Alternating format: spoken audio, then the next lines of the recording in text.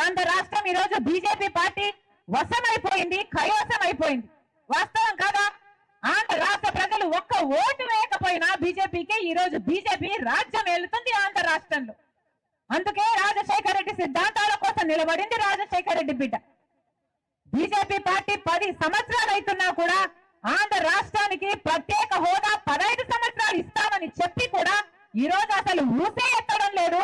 ఇక్కడ ప్రజలు గెలిపించిన ఎంపీలు గాని ఎమ్మెల్యేలు గాని ఒక్కసారి కూడా బీజేపీని ప్రశ్నించలేదు.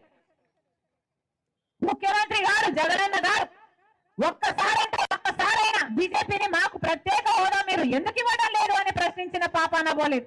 ప్రతిపక్షంలో ఉన్నప్పుడు ఇదే జగనన్న గారు మాట్లాడిన మాట, అసలు బీజేపీ పార్టీ ఎలా మనకు స్పెషల్ స్టేటస్ ఇవ్వదో చూస్తాడు అని మీరు ఎంపీలను నాకు ఇవ్వండి, వాళ్ళ మెడలు వంచైనా సరే స్పెషల్ స్టేటస్ తీసుకొస్తానన్నాడు.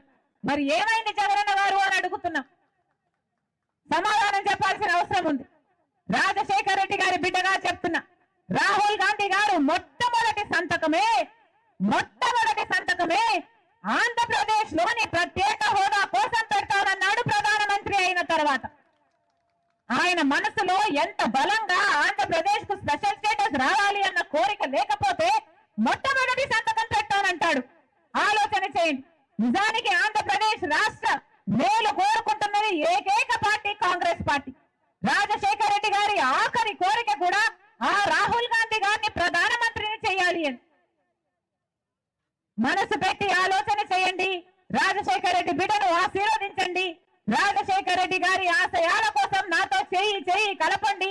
మనందరం కలిసి మళ్ళీ రాజశేఖర రెడ్డి గారి సిద్ధాంతాలను బ్రతికిస్తాము అని రాజశేఖర రెడ్డి బిడ్డ శిరస్సు వంచి చేతులు జోడించి ప్రతి ఒక్కరికి మనస్ఫూర్తిగా వేడుకుంటుంది.